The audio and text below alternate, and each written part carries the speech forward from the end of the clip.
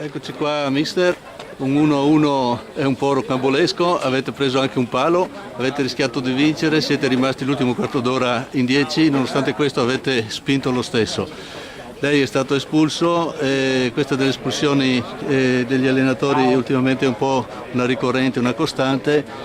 Partiamo da qua, cosa ha detto all'arbitro? Niente ho detto, cioè arbitro, un attimo andiamo a 2 all'ora, noi stiamo perdendo, bisogna recuperare la partita e mi ha buttato fuori.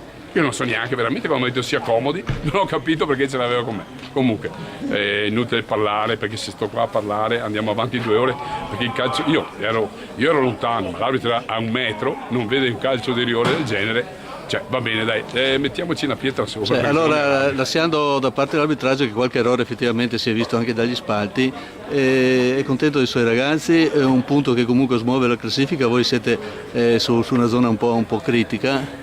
Sì, il punto è una cosa importante in una situazione del genere, con una squadra che va in svantaggio alla prima occasione, il primo tiro in porta. Dopodiché la partita l'abbiamo fatta noi, loro non hanno mai calciato in porta.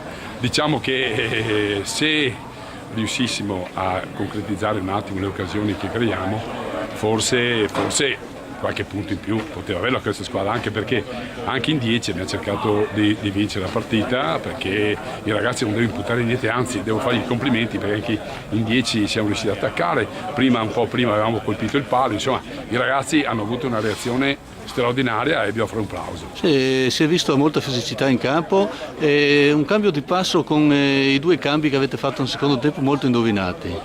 Sì, diciamo che arrivavamo da una partita domenica scorsa che 2 o 3 giocatori non erano in brillante condizione, però mi hanno dimostrato che entrando mi hanno risolto la partita. Dunque bisogna dire che si rema tutti dalla stessa parte e i ragazzi hanno voglia di non retrocedere e voglia di far bene. Bene, allora archiviando la partita, da domenica prossima altra battaglia fino alla fine. Sì, domenica mi sembra ci mancheranno un paio. E sabato perché c'era il recupero? Sì, ci mancheranno un paio di giocatori, uno espulso, eccetera, ma non importa. Io dico sempre che si gioca 11 contro 11, in panchina sono 7 persone che devono sostituire in qualsiasi momento.